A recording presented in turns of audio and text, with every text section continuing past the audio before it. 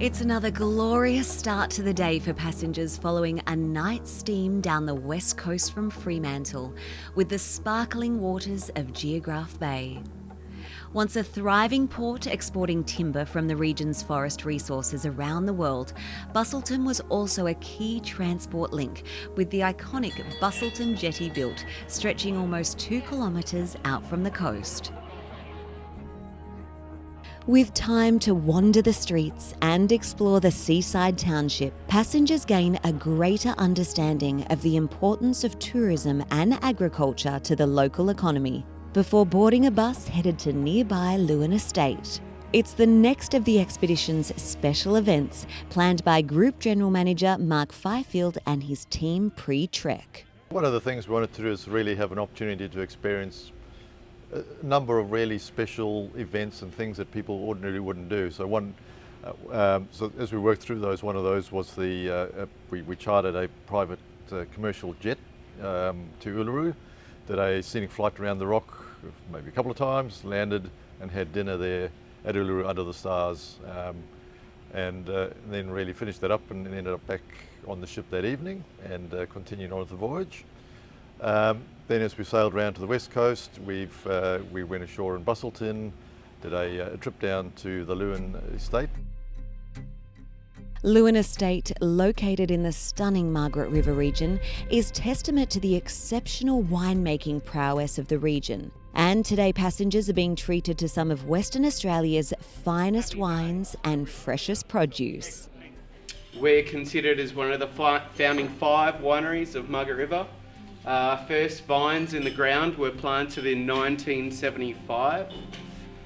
The estate is owned, founded, purchased by Dennis and Tricia Horgan. Leeuwin Estate has established itself as a must-visit destination for wine enthusiasts from around the world, with the area's unique climate, fertile soil, and the winemaker's exceptional approach to viticulture, making it a prime location for producing world-class wines. What we have is consistency. What we have is purity and clarity within the vineyards that we see. So the focus here is a translation of sight of the vineyards that you've seen closely followed in to what you see in the glass. So my role is all about nurture and respect and really just the creation and belief, creation and energy is what our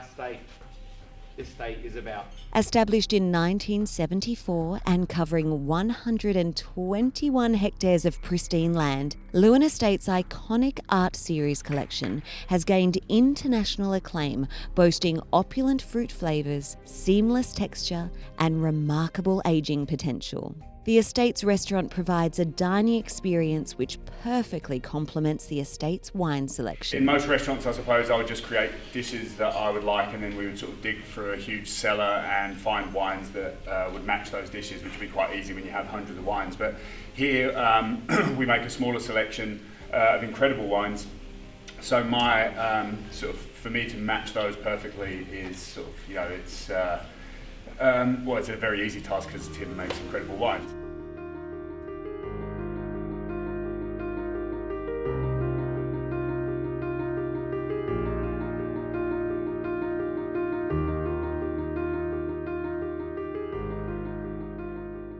A trip down to the Leeuwin Estate where we had another private event for all the guests in their art series part of the winery, and they loaded on a degustation menu with obviously all their premium wines, and we had a great night again back on board that evening.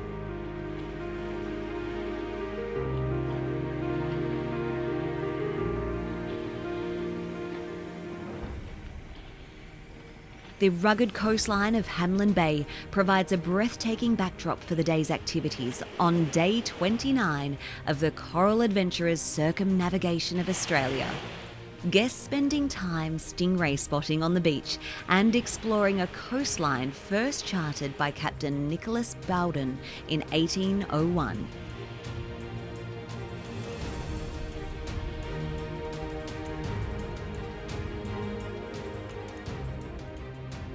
The jewel caves, shrouded in mystery and history, provide those willing to venture below ground with views of spectacular stalagmites and stalactites, created over thousands of years. So Jewel Cave is our largest show cave. It's our most recently opened and discovered, so what we're walking into is absolutely pristine. It's beautiful.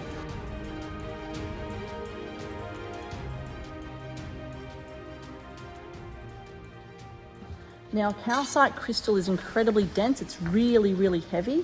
We've actually worked out that this totem pole, that's what we call it, the totem pole, that it weighs approximately 23 tonne.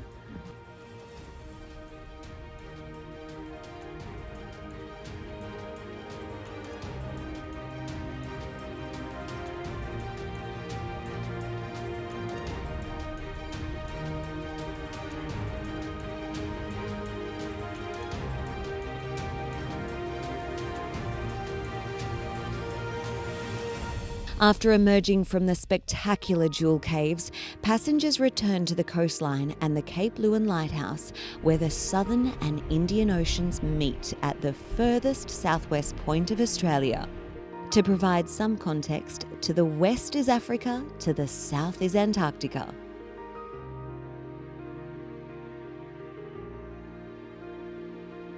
Built from limestone sourced locally in 1895, the 39-metre lighthouse was built to assist ships attempting to navigate the treacherous ocean intersection. More than a century later, the lighthouse continues to play a key role in maritime safety along the rugged Western Australia coastline. With guests enjoying onshore activities, Captain Matt Fryer provides a look at some of the ship's lesser frequented areas. So the hospital here is obviously under a requirement of this vessel being a passenger vessel. We have to hold a number of drugs. It acts as an infirmary and obviously a place for some minor treatment of people. So we're below the galley now. They're up there working above us. There's a stairwell that comes down here, obviously straight up, gives good access from the galley down into this provisioning area. And then we've got the dumb waiter here. This is obviously for moving stores and provisions up and down between the galley and the dry stores and the refrigeration area. And that goes all the way up to deck 6, so we can take things up to the bridge deck lounge using that. The cage here actually houses the servers, some of the computer equipment for the ship. You can imagine there's a lot of computers running on board with the staff doing the work that they have to do, so we have a server to control all that. So that's what that is there. The wine chiller's over here, conveniently located beneath the galley again, and then the main provisioning area I'll take you to down through the corridor. We've got the fruit and vegetable freezer here in front of us. We can have a look in there. You can appreciate that for a couple of weeks at sea and about 150 people on board, we need a reasonable amount of food. And we go through and we've got freezers as well. This is just another chiller. This is holding drinks. So we're still moving down the starboard side of the vessel here, and we've just come aft of where we have the refrigeration space and we've entered the dry stores. So this is where obviously all the dry produce is stored for the ship's voyage. With a significant amount of waste produced each day, crew work to reduce size and manage the ship's recycling daily. This unit here is our glass crusher. As you can imagine, on board we produce an awful lot of waste glass, a lot of beer bottles and wine bottles. And so that all gets fed through here and crushed up. That makes it just more convenient to store, obviously. We'd have a hard time storing a full trip's worth of glass otherwise. When they aren't taking care of the passengers they come to know so well over the past 30 days, off-shift staff have access to a number of facilities, including a day room, recreation area and gymnasium.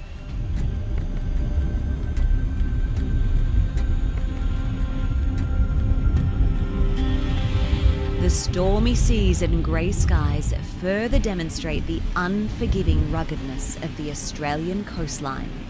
The manoeuvrability of Coral Adventurer enables Captain Matt Fryer to guide the ship in close enough, providing passengers with an up-close and spectacular look at the incredible King George Sound, with guests taking in the views from the comfort of the ship's outer decks.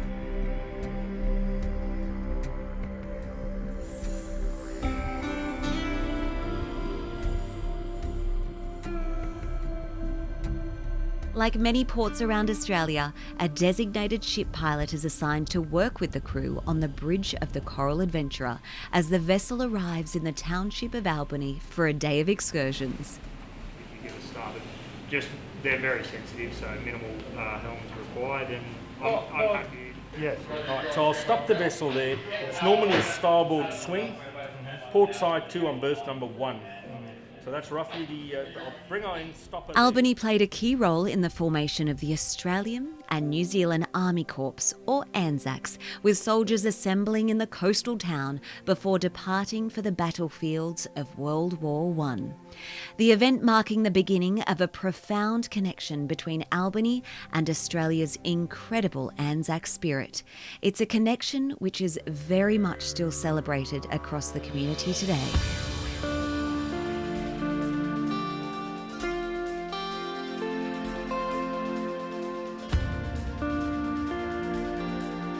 One of the day's highlights was the visit to the National Anzac Centre. Opened in 2014, the centre allows guests to assume the identity of an Aussie digger, following their progress from recruitment through to the battlefields of Gallipoli and World War I. The National Anzac Centre runs in conjunction with nearby heritage-listed Princess Royal Fortress.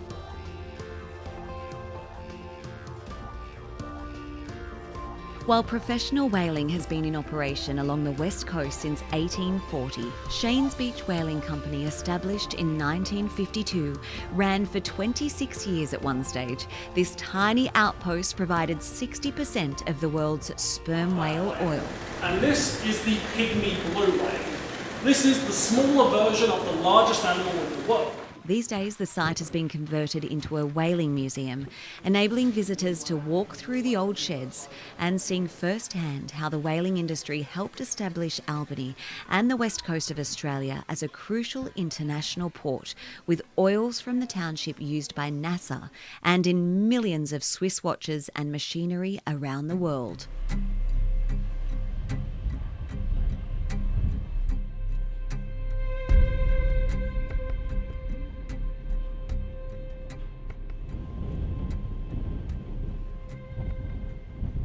After another night at sea, guests enjoy a relaxing start to the day with lighthouse enthusiast and Kangaroo Island local Dale providing beacons of hope presentation about the many lighthouses which dot the Australian coastline. Well, this is a condenser.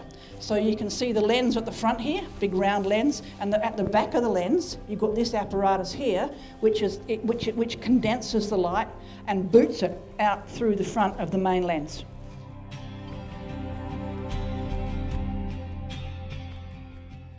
Yeah, Alex, you can launch that boat now. While the skies are clear, it's cold, rough and windy as the Coral Adventurer arrives at Woody Island ahead of the day's excursions. Today was a fair bit of steaming. We came up from Albany today, or overnight, and then we've arrived here at Woody Island this afternoon.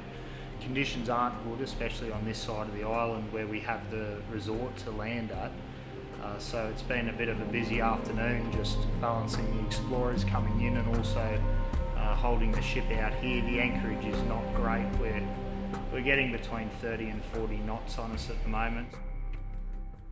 After a tricky landing, guests are safely offloaded on Woody Island and the crew meet the guides from the Eco Lodge before setting off on walks to explore this beautiful location, teeming with amazing wildlife.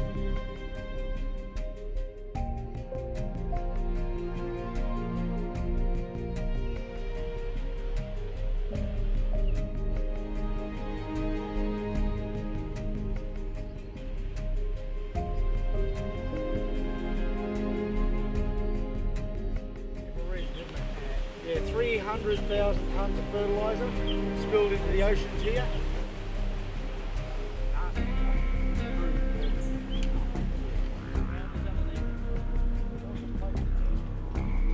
The island's giant granite peaks and she oaks form the basis of the island's ecosystem, with wildlife and the lush rainforest flourishing due to the precious rainfall runoff which cascades down the rocky boulders.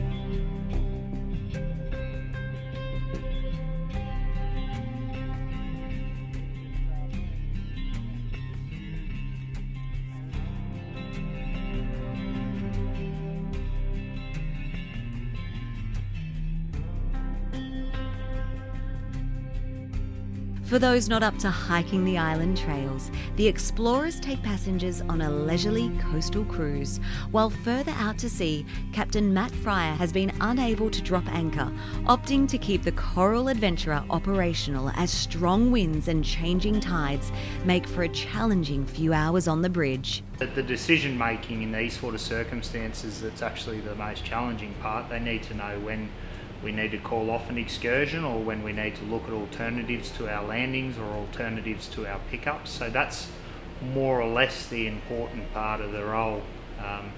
The driving sort of subsidiary to that is the decision making that becomes the real challenge. So we obviously at anchor, it's ideal the vessel will stem the conditions and we'll put the explorer in off the back. It's quite straightforward.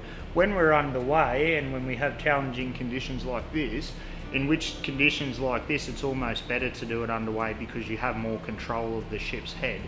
I've actually found that you want to be stopped or near stopped in the water, which can be a little bit of a challenge because often we've got the wind and other forces blowing us and the current's moving, so we want to be moving with the explorer, not driving against it. A fortunate change in the weather provides conditions for the following morning's excursion to Lucky Bay. Expedition leader Cara Kavanagh and her team conduct walking tours to explore the area's flora and fauna, while for the more adventurous, there are snorkeling tours and kayaks to enjoy in pristine Thistle Cove.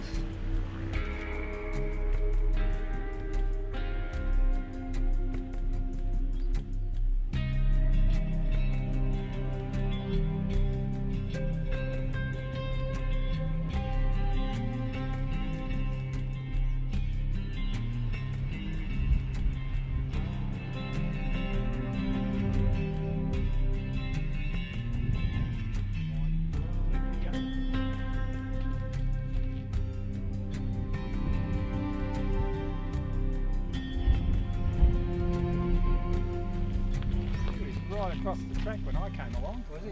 Yeah.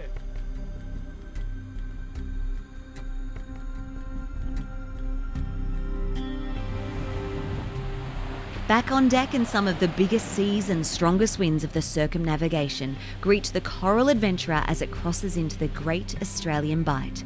For expedition leader Cara, the weather adds another dimension of complexity to the planned excursion to Flinders Island.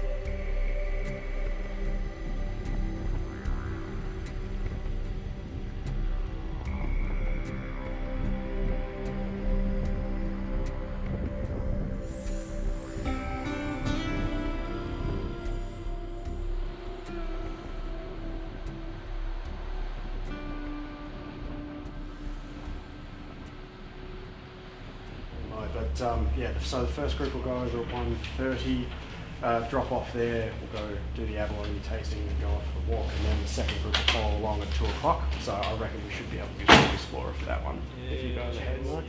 When we do get over there, there is a bit of a surge pushing us around on the beach.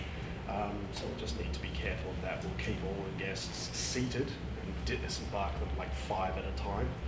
Make sure that's slow and steady. We'll all need to be watching for the sets.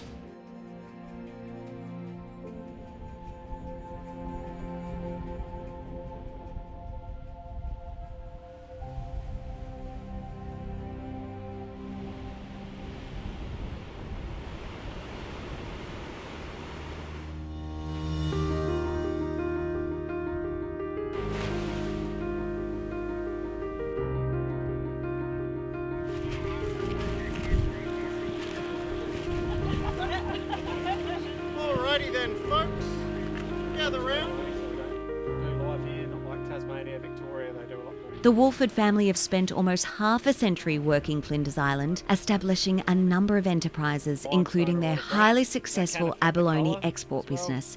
And today, passengers are treated to a history lesson with a tasty difference. I grew up on Flinders Island for the first nearly 10 years of my life. My parents purchased the island in 1978 as a sheep station, moved a young family out here. And it was during those years, in about 1984, Dad was noticing a lot of boats working around the island, and he was an avid recreational diver. And worked out they were chasing abalone, so that's where the abalone business started, and he purchased a licence in 1984. Since then, He dived for about 3 years, had employees, then myself and my brother started probably 20-25 years ago. And since then we've been purchasing other bits of quota, added up. Now we've got 2 licenses and 2 quotas. And in 2018 we decided to brand our product. So after diving for 20 odd years and telling people, when I'd meet new people, they'd say, "What are you doing?" I was abalone diver. And they say, "Well, I've never tried it."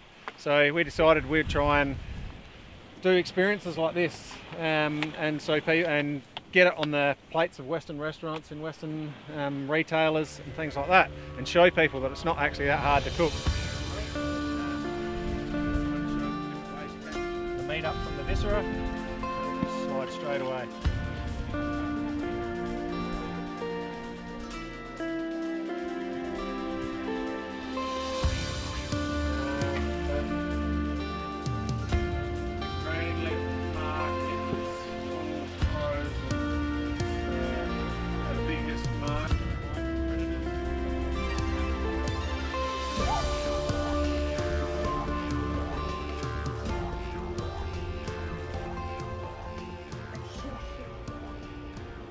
The increasing tidal surge meant that Flinders Island trip had to be cut short, with Zach and his team organising pre-dinner drinks on the Coral Adventurer's back deck, while more forecast bad weather has Cara and her team altering plans for tomorrow's scheduled visit to Coffin Bay. As predicted, inclement weather results in the cancellation of the planned explorer visit to Coffin Bay's oyster leases. The crew aboard the Coral Adventurer working quickly to bring veteran fisherman Scott and his Coffin Bay team on board for an oyster shucking lesson. Coffin Bay, discovered in the year 1802 by Captain Matthew Flinders. Now the name Coffin Bay has nothing to do with bodies or boxes floating around in our bay network, simply named after his good friend Sir Isaac Coffin. I've been a professional fisherman my whole life, went rock lobster fishing in 1985, I've done tuna fishing, prawn fishing, you've seen tuna cowboys, all that sort of stuff. I've been out to the head of the Bight, towing the cages back from the head of the Bight. First thing you want to do, holding your knife nice and short, come in at 3 o'clock and you want to drill a little hole into that oyster. So I'll come in there and we'll drill the hole. There we go. That's the hardest part of opening a Pacific oyster right there. Holding the oyster out in front and still holding your knife short.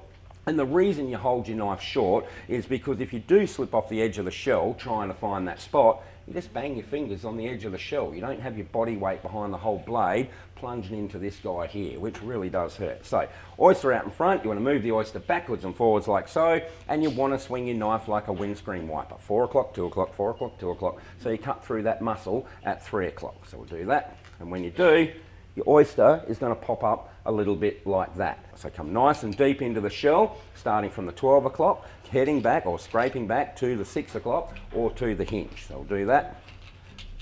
When you get back to the hinge or the 6 o'clock, your knife will stop. When your knife stops, turn it towards you. That'll pop the shell up there for you. There you go. So there's a little muscle, the scar was cut off there.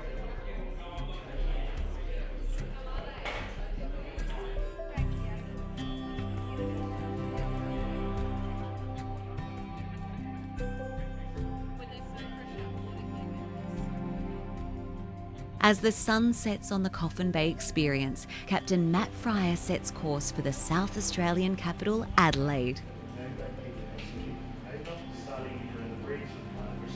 With the rugged coastline of the Great Australian Bight behind them, the Coral Adventurer docks in Adelaide, providing passengers with an opportunity to disembark and explore the city of churches. As a reference, just take time to think where you are on the clock on the ship. While most passengers enjoy exploring the city, those remaining on board are invited to take part as the captain puts his crew through simulated man overboard and evacuate ship drills. Good morning, Coral Adventure, ladies and gentlemen. This announcement is to let you know that this morning the crew will be participating in their weekly drills. This means that we will be sounding a number of alarms throughout the morning. I will give you clear instructions about these.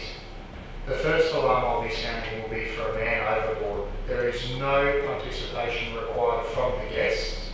Crew, upon hearing the sound signal from the horn, you are to react accordingly to a man overboard situation. With ship and passenger safety at the forefront of every activity and decision made aboard the Coral Adventurer, Captain Matthew Fryer conducts regular simulated exercises, with the downtime in Adelaide providing the skipper with the perfect opportunity to run through various safety drills. Ready to go? Ready to go. The pins are in case. Have we got out any other emergency kit? Yeah, we got a handful of stuff that I wasn't taking in. There was blankets, The brief stopover also provides the various departments on board to offload, refuse and recycle before taking on much needed supplies ahead of the final leg of the circumnavigation. Those passengers looking to stretch their sea legs spent a few hours exploring the city centre, while others took advantage of a trip to the Adelaide Maritime Museum before boarding the Coral Adventurer to commence the final leg of our historic Australian circumnavigation.